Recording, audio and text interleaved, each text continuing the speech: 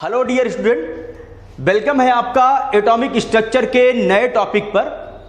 Today's we will discuss about what is electromagnetic radiation, short this is known as EMR. देखिए, इसके नाम से clear है कि ऐसी रेडिएशन जिसमें इलेक्ट्रो भी हो और मैग्नेट भी हो। ठीक है, थोड़ा स्टैंडर्ड लिखेंगे, मतलब जिसमें इलेक्ट्रिक फील्ड भी पाई जाए और मैग्नेटिक फील्ड भी पाई जाए। ऐसी रेडिएशन को बोलते हैं इलेक्ट्रोमैग्नेटिक रेडिएशन, जिसमें इलेक्ट्रिक फील्ड भी लाई करती है, मतलब जो इलेक्ट्रिक फील्ड मैग्नेटिक फील्ड दोनों में लाई करता हो उसको बोलते हैं इलेक्ट्रोमैग्नेटिक रेडिएशन। या समझो, जिसमें इलेक्ट्रिक मैग्नेटिक फील्ड दोनों का जिक्र हो वो है इलेक्ट्रोमैग्नेटिक रेडिएशन। देखिए, बहुत खतरनाक चीज नहीं है, आप सब लोगों ने इलेक्ट्रोमैग्नेटिक रेडिएशन देखा होगा।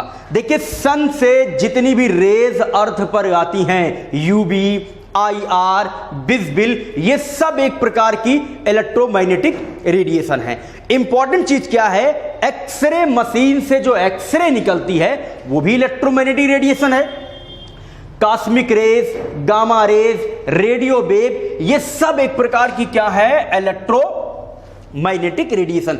All are the EMR, electromagnetic radiation. अब मेरी बात जरा ध्यान सुनिएगा। चलिए कुछ प्रॉपर्टी पढ़ते हैं और डिफिनीशन पढ़ते हैं।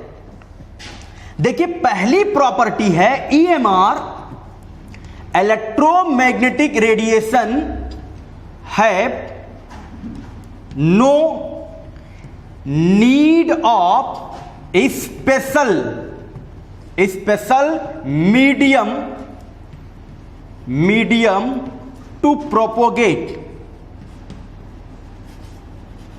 ठीक है, इसका मतलब है कि इलेक्ट्रोमैग्नेटिक रेडिएशन किसी स्पेशल मीडियम में, इलेक्ट्रोमैग्नेटिक रेडिएशन को आने के लिए किसी स्पेशल मीडियम की जरूरत नहीं होती, किसी भी मीडियम में प्रोपेगेट कर सकती है, मतलब अपना विस्तार कर सकती। No need of special medium. Electromagnetic radiation को कोई स्पेशल मीडियम नहीं चाहिए कि उसी में वाइब्रेट करेगी कौन, इलेक्ट्रोमैग्नेटिक रेडिएशन। मीडियम कोई हो, धुआंधार चलेगी कौन, इलेक्ट्रोमैग्नेटिक रेडिएशन। अगला पॉइंट क्या है, the velocity of electromagnetic radiation is just similar to sunlight।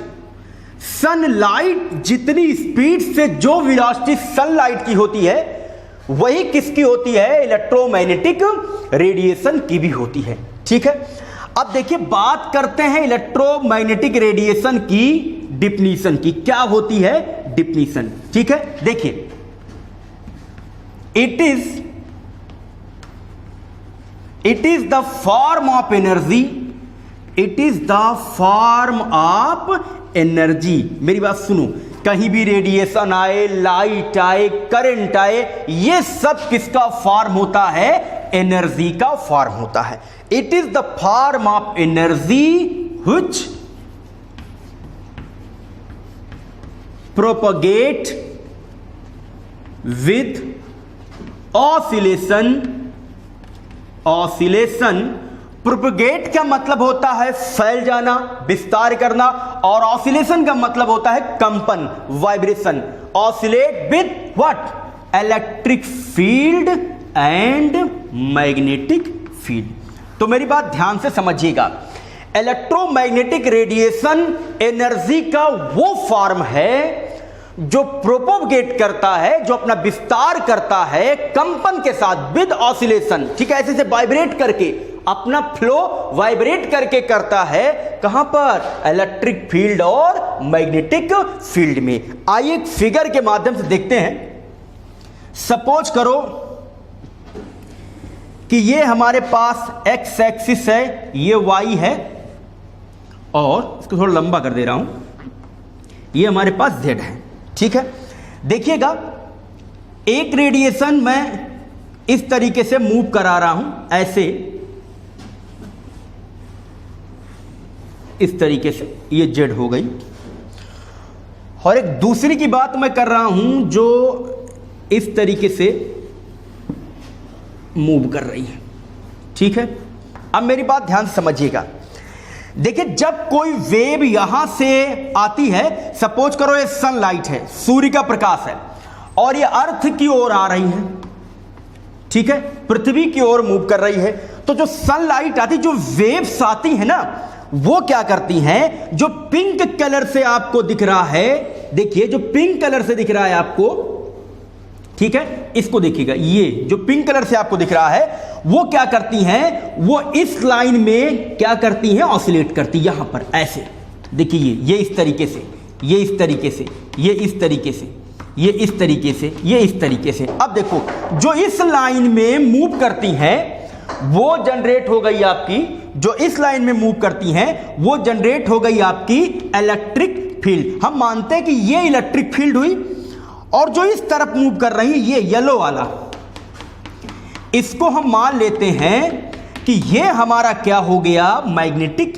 Field, ठीक है। मतलब जो वेव आ रही है वो दोनों तरीके की फील्ड जनरेट कर रही है, एक इलेक्ट्रिक फील्ड और दूसरा क्या, मैग्नेटिक फील्ड। तो जो वेव इलेक्ट्रिक मैग्नेटिक दोनों फील्ड जनरेट कर सकती हैं उसी को हम बोलते हैं इलेक्ट्रोमैग्नेटिक रेडिएशन। किसका था,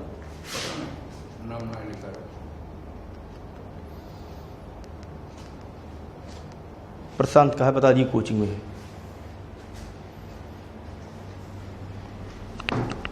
ठीक, तो हमने पढ़ा कि क्या होता है इलेक्ट्रोमैग्नेटिक रेडिएशन। तो फिर से ध्यान दीजिए, इलेक्ट्रोमैग्नेटिक रेडिएशन क्या है, जिसमें इलेक्ट्रिक और मैग्नेटिक दोनों फील्ड पाई जाए। इलेक्ट्रोमैग्नेटिक रेडिएशन क्या बोलते हैं, इलेक्ट्रोमैग्नेटिक रेडिएशन को मूव करने के लिए किसी स्पेशल मीडियम की जरूरत नहीं होती। इलेक्ट्रोमैग्नेटिक रेडिएशन उसी स्पीड से चलती है जिस स्पीड से सनलाइट चलती है। इलेक्ट्रोमैग्नेटिक रेडिएशन एनर्जी का वो रूप है, फॉर्म ऑफ एनर्जी, जो एक्सप्रेड करता है, प्रोपेगेट करता है, किस फॉर्म में, वाइब्रेट करता है, ठीक है, ऑसिलेट करता है, कहां, इलेक्ट्रिक फील्ड और मैग्नेटिक फील्ड में। मतलब ये जो ऑसिलेशन हो रहा है ये दोनों फील्ड में हो रहा है, इलेक्ट्रिक फील्ड में भी और मैग्नेटिक फील्ड में, दोनों तरफ से हो रहा है। मतलब अगर कोई सनलाइट अर्थ की तरफ आती है तो दोनों तरीके की फील्ड जनरेट करते हैं, इलेक्ट्रिक फील्ड और मैग्नेटिक फील्ड। अब इलेक्ट्रिक फील्ड और मैग्नेटिक फील्ड क्या है, इस पर हम आगे डिस्कस करेंगे, ठीक है। अब आइए, इलेक्ट्रोमैग्नेटिक रेडिएशन की कुछ अपनी पर्सनल प्रॉपर्टीज होती हैं। क्या प्रॉपर्टीज है, उन पर हम डिस्कस करते हैं कि क्या है इलेक्ट्रोमैग्नेटिक रेडिएशन की इंपॉर्टेंट प्रॉपर्टीज। ठीक, तो आइए चलिए देखते हैं। सबसे पहले एक फिगर ड्रा करते हैं इस तरीके से, और ये इसका ओरिजिन पॉइंट है, यहां से एक वेव, यहां से एक वेव, इलेक्ट्रोमैग्नेटिक वेव भी बोलते हैं इसको, ये वेव इस तरीके से मूव कर रही है, ठीक है। ये इसको x मान लें और इसको y मान लें, ठीक है। अब जरा देखिएगा, मेरी बात ध्यान समझिएगा, ये जब वेव ऊपर की ओर जाती है, जो अपर साइड है, जिसको मैं येलो से दिखा रहा हूं, जो अपर साइड है ये, इसको हम बोलते हैं क्रिस्ट। क्या बोलते हैं, crest. This is known as the crest. ये अपर साइड है क्रिस्ट, और मैं इसको व्हाइट से दिखा रहा हूं आपको, जो लोअर साइड है ये, इसको हम बोलते हैं ट्रफ। ट्रफ्स बोल देते हैं, ठीक है, क्रिस्ट एंड ट्रफ। ये ऊपर वाला क्रिस्ट है और ये नीचे वाला क्या है बताइए, ट्रफ। ये ट्रफ है, ये क्रिस्ट है। आइए शुरू करते हैं।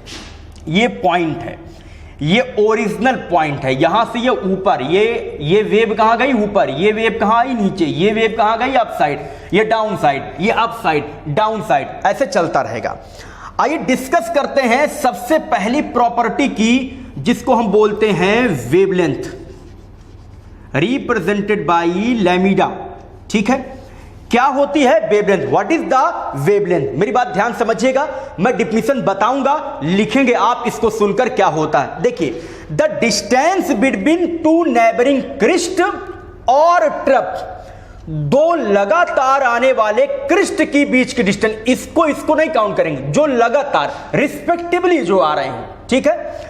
तो दो नेबरिंग, जो पड़ोसी हो, दो अगल बगल के क्रिस्ट के बीच की डिस्टेंस, ये, या यू हैव ऑप्शन, ट्रफ के बीच की डिस्टेंस को ही क्या बोलते हैं? वेवलेंथ।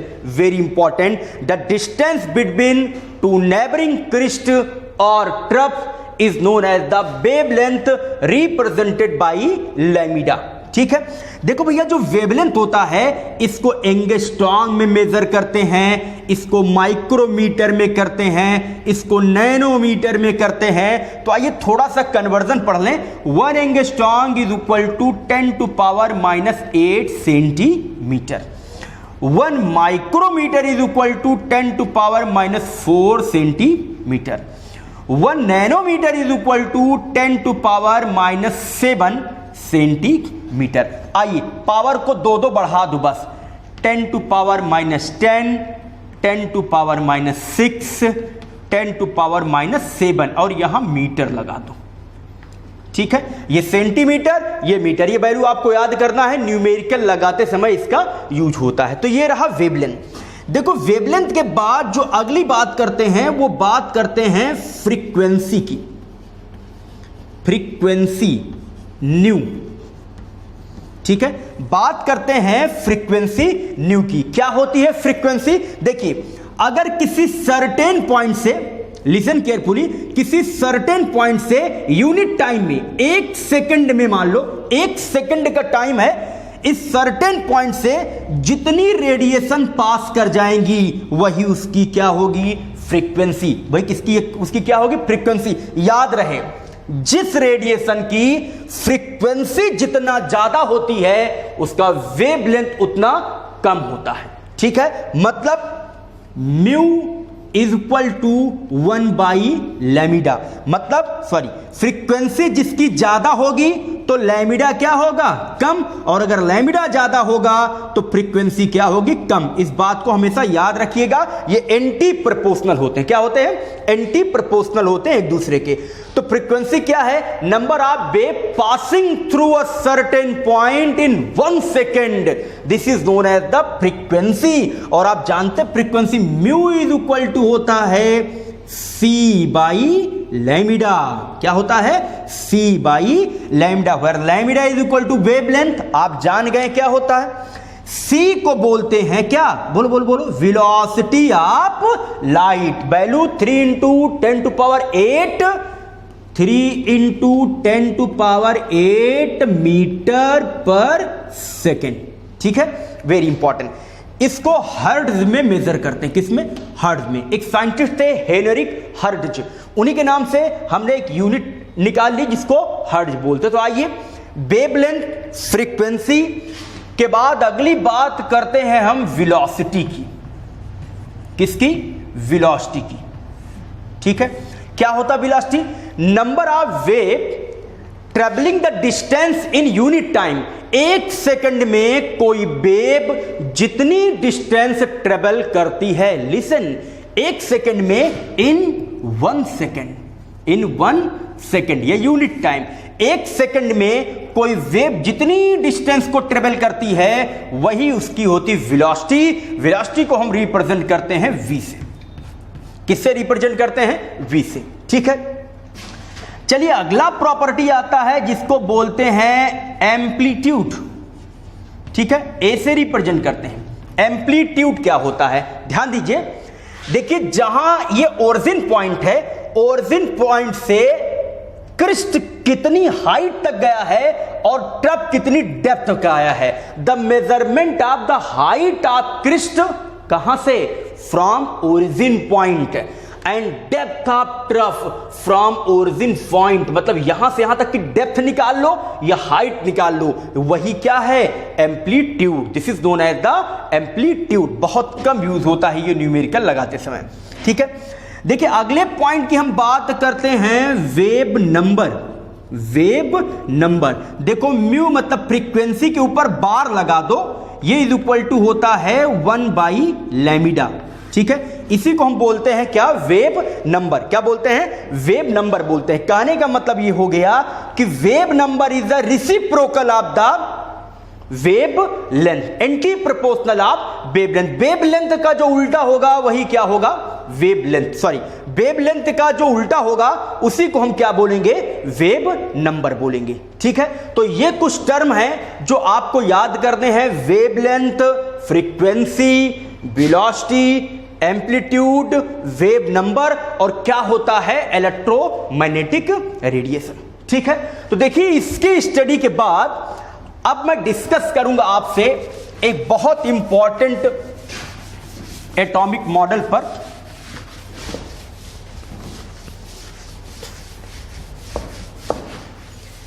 एक बहुत इंपॉर्टेंट एटॉमिक मॉडल पर हम डिस्कस करने वाले हैं। देखिए after failure of Rutherford atomic model, Rutherford के एटॉमिक मॉडल के फेल्योर होने के बाद एक साइंटिस्ट थे जिनका नाम था नील्स बोर। ठीक है, इन्होंने एक मॉडल दिया जो फेमस था Bohr's atomic model, atomic model. और देखिए this model is totally dependent on the concept of Planck quantum theory. ठीक है, ये प्लांक क्वांटम थियरी पर आधारित था बोर एटॉमिक मॉडल। तो आइए देखते हैं कि बोर्स ने अपने एटॉमिक मॉडल में क्या बताया। देखिए क्या कहते हैं, बोर्स का कहना है कि around the nucleus circular orbit is present. First around the nucleus only circular orbit are present। केवल सर्कुलर ऑर्बिट प्रेजेंट होते हैं और ये सर्कुलर ऑर्बिट होते हैं, अगर मैं इसको K नाम दे दूं, इसको L दे दूं, इसको N दे दूं, ठीक है, तो K L M और लास्ट वाला हो जाएगा N। ठीक है, अगर K है तो पहली सेल है, पहली ऑर्बिट है, तो इसको N इज इक्वल टू 1, इसको N इज इक्वल टू 2, इसको N इज इक्वल टू 3, इसको N इज इक्वल टू 4। तो हो गया K L M N, N is equal to 1, N is equal to 2, N is equal to 3, N is equal to 4। तो क्या कहते हैं, around the nucleus K11 cell is a possible which have only circular orbit। जो circular होती है उनका shape जो होता है वो कैसा होता है, सर्कुलर होता है। और इसी ऑर्बिट को हम बोलते हैं stationery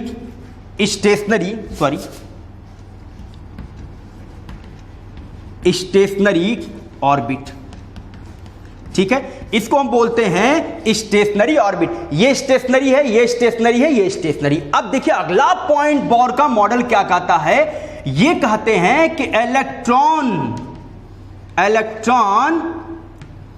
move in only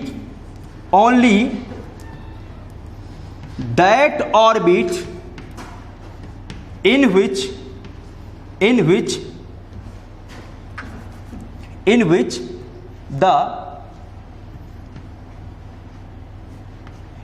which angular momentum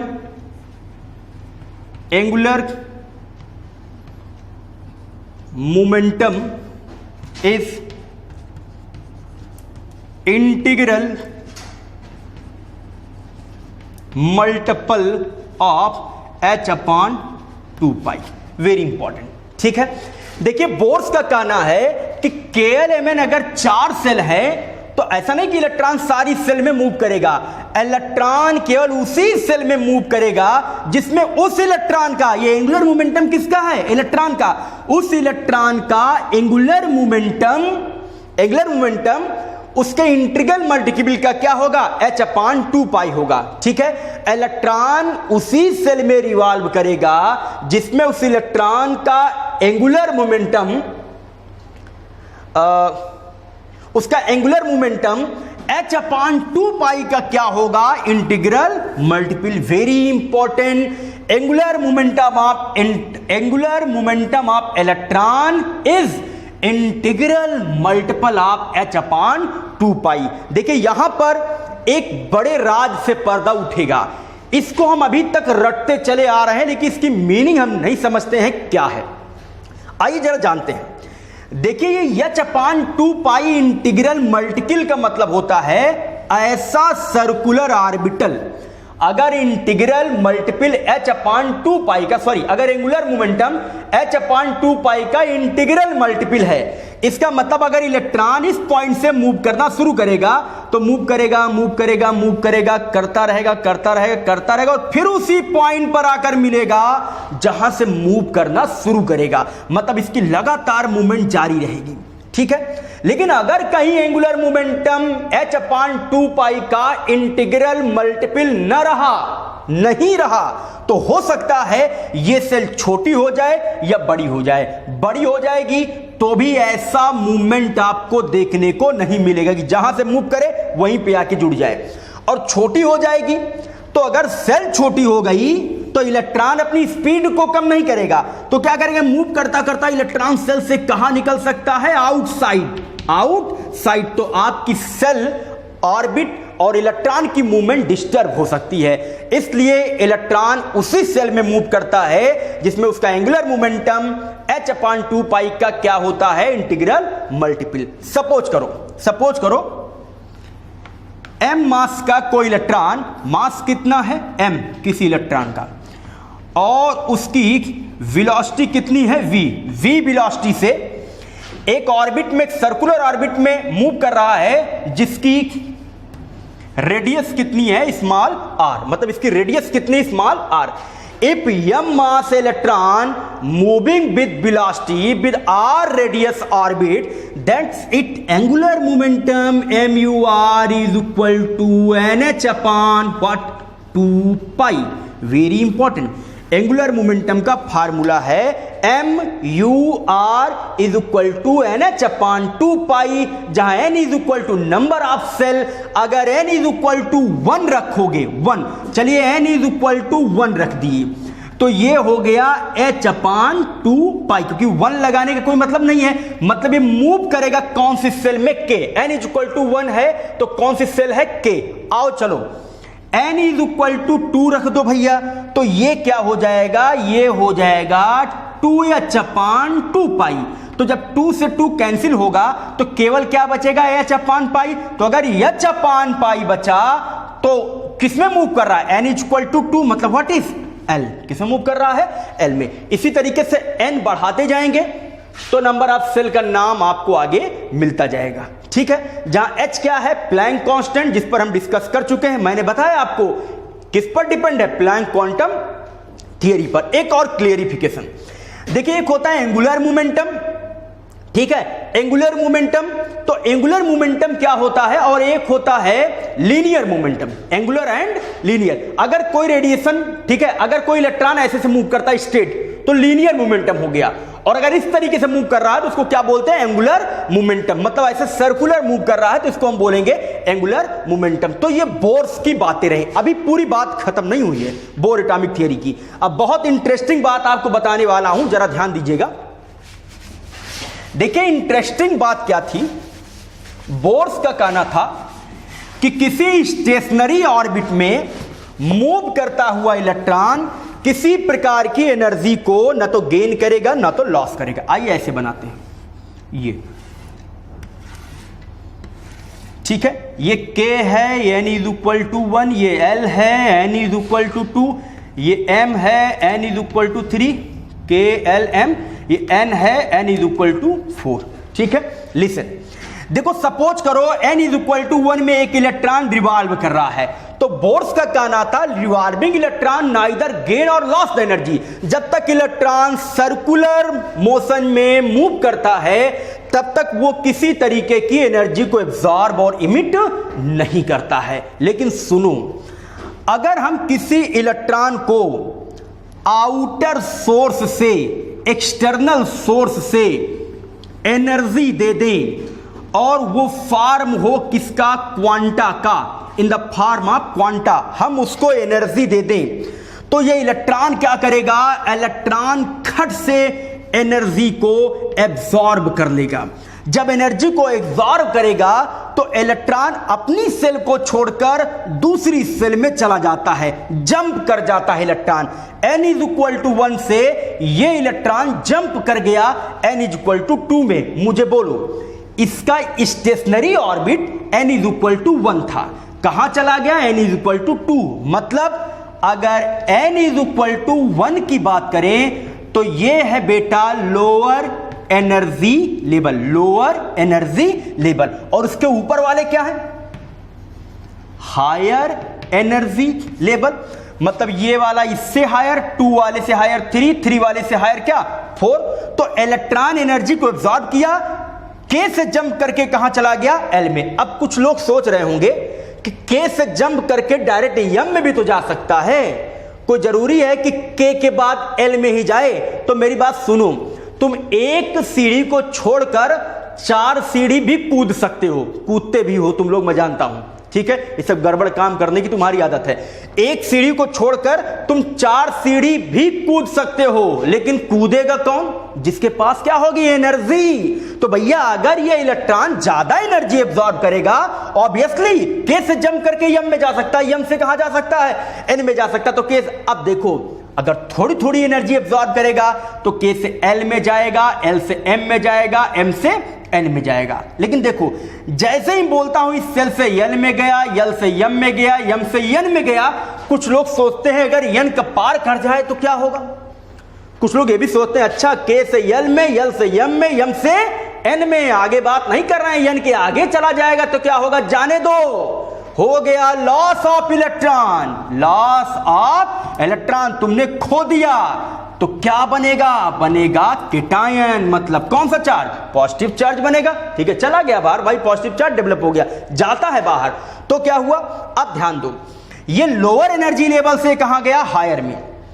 और पाया तो M में चला गया, और पाया तो N में चला गया। मैं मानता हूं कि ये जो इलेक्ट्रॉन था, ये इलेक्ट्रॉन जो था, इस इलेक्ट्रॉन का नाम मैंने रख दिया अल्बर्ट। अल्बर्ट, ठीक है, ये इलेक्ट्रॉन है अल्बर्ट।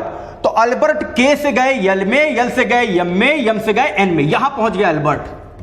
अल्बर्ट मींस कौन? इलेक्ट्रॉन। ठीक है, देखो यहां जंप करके पहुंच तो गए, एनर्जी एब्जॉर्ब किए, जंप करके लोअर एनर्जी लेवल से हायर में चले गए। लेकिन वहां पर पहुंचने पर कुछ ही सेकंड तक ये अल्बर्ट मींस कौन? इलेक्ट्रॉन अपने आप को क्या महसूस करते हैं? स्टेबल महसूस करते हैं कुछ ही देर तक, बाकी अनस्टेबल हो जाते हैं। भैया अपना घर छोड़ के दूसरे के यहां कब तक खाओगे? ठीक है, लॉकडाउन तक खा सकते हैं, उसके बाद आपको कोई खाने नहीं देगा। ठीक है, लोअर एनर्जी लेवल से हायर में चले गए।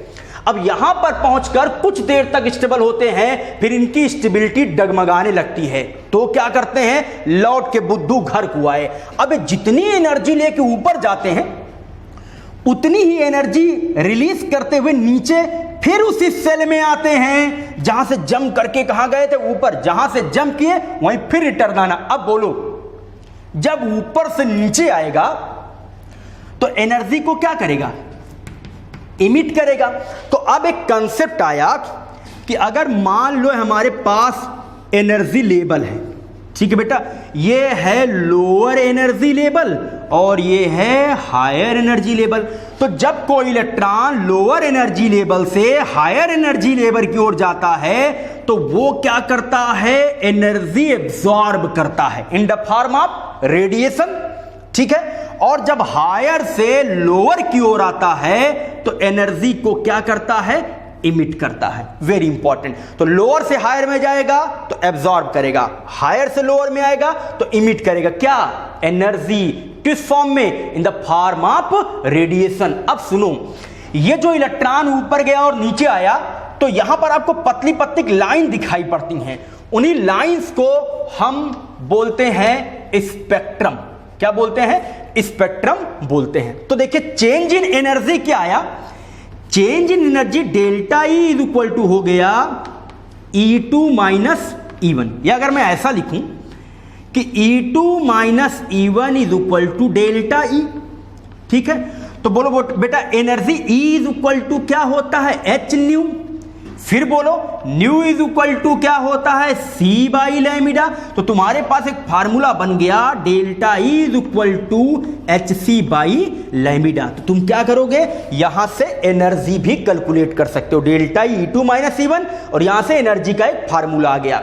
तो ये रहा बोहर्स का कंसेप्ट, ठीक है, बोहर्स मॉडल ये रहा। अब मेरी बात ध्यान सुनो, बोहर का मॉडल दो तीन चीजों को एक्सप्लेन नहीं कर पाया। क्या नहीं कर पाया, आइए देखते हैं कि बोहर मॉडल क्या एक्सप्लेन नहीं कर पाया। एक बात और समझिएगा, जब भी कोई इलेक्ट्रॉन जंप करके दूसरी सेल में जाएगा तो वहां बहुत देर तक वो स्टेबल नहीं रह पाएगा, उसको रिटर्न होना पड़ेगा, और अगर रिटर्न होना है तो एनर्जी निकालना पड़ेगा, और अगर एनर्जी निकालना है तो in the form of radiation निकाल कर फिर वहां पहुंचेगा, स्टेबल होगा। ऐसा करता है इलेक्ट्रॉन, ठीक है। अब देखिए बात करते हैं कि क्या डिमेरिट्स थी बोहर मॉडल की, डिमेरिट की बात करते हैं, डिमेरिट्स ऑफ बोहर्स मॉडल, ठीक है। डिमेरिट्स क्या थी, देखिए पहली और इंटरेस्टिंग डिमेरिट थी कि बोहर्स मॉडल ने स्पेक्ट्रम तो बताया, स्पेक्ट्रम को एक्सप्लेन की, लेकिन ये उसी इलेक्ट्रॉन का स्पेक्ट्रम, मतलब उन्हीं के लिए ये स्पेक्ट्रम बता पाए जिनके पास केवल वन इलेक्ट्रॉन हो। जैसे अगर H है हाइड्रोजन तो इसके पास कितना इलेक्ट्रॉन होगा, वन। अगर हीलियम पर प्लस लग जाए तो इसके पास कितना इलेक्ट्रॉन होगा, एक, मतलब एटॉमिक नंबर 2 होता है ना, एक कम हो जाएगा, 1 हो जाएगा। अगर लिथियम पर +2 लग जाए मतलब एक इलेक्ट्रॉन इनके पास, एक इलेक्ट्रॉन इनके पास, एक इलेक्ट्रॉन इनके पास। बोहर का मॉडल उन्हीं के स्पेक्ट्रम को बता सकता था जिसके पास कितने इलेक्ट्रॉन हो, वन इलेक्ट्रॉन वाले के ही स्पेक्ट्रम को बता रहा था किसका मॉडल, बोहर्स का मॉडल, ठीक है। दूसरी डिमेरिट इनकी क्या थी, जो बोहर्स का मॉडल था वो नहीं एक्सप्लेन कर रहा था फाइन स्पेक्ट्रम, फाइन स्पेक्ट्रम। अच्छा फाइन स्पेक्ट्रम क्या है, देखिए फाइन स्पेक्ट्रम का मतलब हाइड्रोजन से भी हल्के कुछ एलिमेंट हो या बहुत हल्का कोई एलिमेंट हो तो उसके जो बहुत ही आपको बोल सकते हैं इनविजिबल टाइप के स्पेक्ट्रम दिखाई पड़ते हैं, उनका एक्सप्लेनेशन नहीं कर पाया बोहर्स का मॉडल। तीसरी और इंटरेस्टिंग पॉइंट, ये नहीं बता पाया Zeeman and Stark effect, Stark effect. They cannot explain this theory cannot explain the Zeeman and Stark effect, ठीक है। ये Zeeman और स्टार्क इफेक्ट को भी एक्सप्लेन नहीं करती थी, ठीक। अगला पॉइंट क्या था, this theory not explain the Heisenberg uncertainty principle, ठीक है। इस पर बहुत ध्यान न दीजिए, मैं आगे इस पर डिस्कस करूंगा क्या है हाइजेनबर्ग अनसर्टेनिटी प्रिंसिपल। आइए जान लेते हैं ज़ीमैन और स्टार्क इफेक्ट क्या है। देखो भैया, अगर कोई वेव या रेडिएशन इधर से आ रही हो और वो मैग्नेटिक फील्ड की ओर डेविएट हो जाए, किसकी ओर, magnetic field, this is known as Zeeman effect.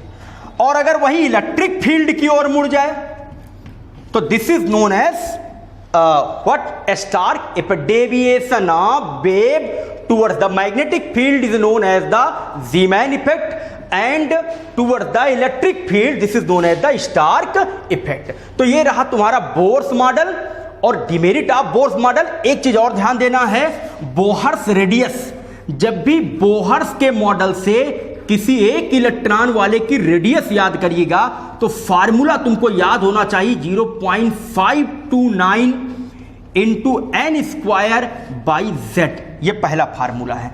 अच्छा बोर्स रेडियस की बात हो गई। अगर बोर्स एनर्जी की बात करें, बोर्स एनर्जी की बात करें तो तुम अप्लाई करोगे -13.6 into Z by N square, ठीक है, एनर्जी के लिए। और अगर बोर्स वेलोसिटी की बात करें तो तुम एक फार्मूला यूज करोगे 2.18 into 10⁸ into Z by N. ये देखिए, इसको रट डालो, फार्मूला बहुत इंपॉर्टेंट है। अच्छा देखो एन क्या है, n तो नंबर ऑफ सेल हो गई, Z को बोलते हैं एटॉमिक नंबर। तो यहां पर एटॉमिक नंबर लिखेंगे, अक्सर बोर्ड ने 1 की बात की, एटॉमिक नंबर 1 आता है क्योंकि एक इलेक्ट्रॉन के लिए बताया। तो बोर रेडियस का फार्मूला ये है, बोर एनर्जी का फार्मूला ये है, बोर वेलोसिटी का फार्मूला ये है, ठीक है। ये होता है इलेक्ट्रॉन वोल्ट पर एटम और ये होता है मीटर पर second. Bore radius, bore energy, Bohr velocity, ये तीनों फार्मूले आपको याद करना। तो ये रहा complete explanation electromagnetic radiation, bore theory, demerit and what is the formula of bore radius, bore energy and bore velocity. Thank you for watching electromagnetic radiation. कि कैसे हम लर्न करेंगे कि किस इलेक्ट्रोमैग्नेटिक रेडिएशन की वेवलेंथ किससे ज्यादा है। तो इसके लिए मैं एक ट्रिक बता रहा हूं। ढेर सारे कॉम्पिटिटिव एग्जाम में 4 रेडिएशन आपको दे देगा और पूछेगा इनमें से किसकी वेवलेंथ ज्यादा है, या इनको वेवलेंथ के ऑर्डर में अरेंज कीजिए, इंक्रीजिंग या डिक्रीजिंग में। तो देखिए ट्रिक की बात करते हैं। ट्रिक है क्या गामा एक्स यूबी गाड़ी लोगे, क्या गामा एक्स यूबी। तो कुछ लोग कहते नहीं, ये इस लायक नहीं है, पढ़ता लिखता नहीं, इस लायक नहीं है, इसको मिलेगी वही पुरानी वाली राजदूत जो आज आना भी बंद हो गई है, ठीक है। तो आइए चलिए, रेडिएशन का नाम आप खुद लिख लीजिए अपने आप, अब दिमाग काम कर गया होगा। के का मतलब हो गया बेटा कॉस्मिक रेज, कॉस्मिक रेज। ये हो गया गामा रेज, ये हो गया एक्स रेज, ठीक है। ये हो गया अल्ट्रा वायलेट रेज, ये हो गया क्या विजिबल रेज, ठीक है। इनको का मतलब IR इंफ्रारेड मिलेगा कि मतलब माइक्रोवेव, राजदूत का मतलब radio, this is frequency order, ये आपका रेडियो फ्रीक्वेंसी ऑर्डर हो गया, ठीक है। सॉरी, वेवलेंथ का ऑर्डर हो गया। सबसे ज्यादा वेवलेंथ किसकी होगी, रेडियो की। जिसकी वेवलेंथ ज्यादा होगी उसकी फ्रीक्वेंसी क्या होगी, कम होगी। मैंने आपको बताया था radio, micro, IR, visible, UV, X ray, gamma, cosmic. This is very important chart for you. Thank you.